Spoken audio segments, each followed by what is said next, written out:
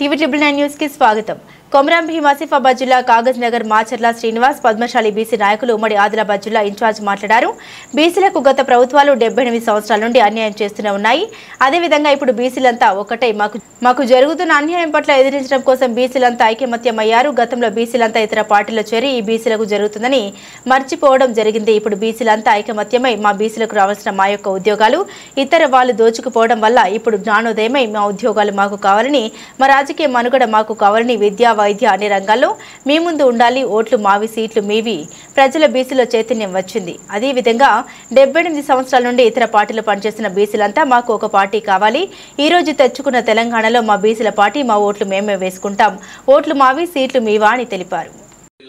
కాగజ్ నగర్ నేను మాచర్ల శ్రీనివాస్ పద్మశాలి బీసీ కులస్తులందరికీ ఉగాది రంజాన్ శుభాకాంక్షలు.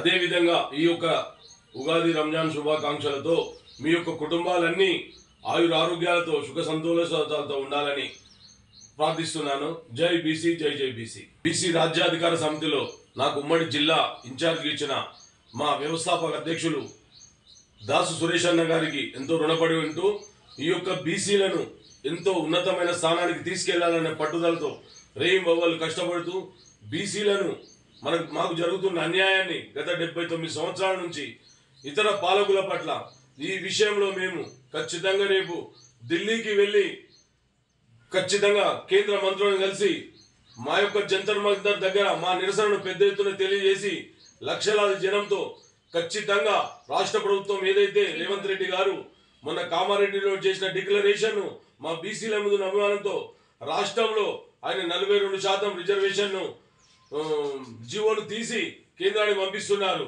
దయచేసి కేంద్రం కూడా మా యొక్క బీసీల ఆవేదనను తెలుసుకొని కేంద్ర ప్రభుత్వం కూడా మా బీసీల పట్ల సముచిత న్యాయమే వీరికి ఇవ్వవలసిందే. బీసీలు 56.33 ఉన్నారు. వీళ్ళు గత పాలకులతోటి తొక్కబడుతున్నారు. ఖచ్చితంగా వీళ్ళకి జరగవలసిన న్యాయమే. తెచ్చుకున్న తెలంగాణలో మళ్ళా మా బీసీలకు కాకుండా రెడ్డి రావుల రాజ్యమేనా అని మా యొక్క బీసీల తరఫున నేను ఖచ్చితంగా తెలియజేస్తున్నాను. రాబోయే రోజుల్లో మా తెలంగాణలో కాబోయే సీఎం మా బీసీ ముఖ్యమంత్రి ఉంటాడని మీ అందరికీ నేను హర్షం వ్యక్తం చేస్తున్నాను.